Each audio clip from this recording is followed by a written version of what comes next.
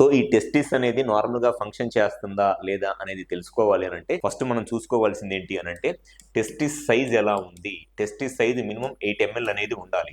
Testis size అనేది minimum 8 ml ఉంటే దాని అర్థం ఏంటి అని అంటే ఈ జర్మన్ లెప్టిలియం, లీడిక్ సెల్స్, సెరటోలి సెల్స్ ఈ మూడు ఎంత నెంబర్ లో ఉండాలో అంత నెంబర్ లో ఉన్నాయి అని అర్థం. టెస్టిస్ సైజు 8 ml ఉంటే. అండ్ సెకండ్ చూసుకోవాల్సింది ఏంటి అని అంటే హార్మోన్స్.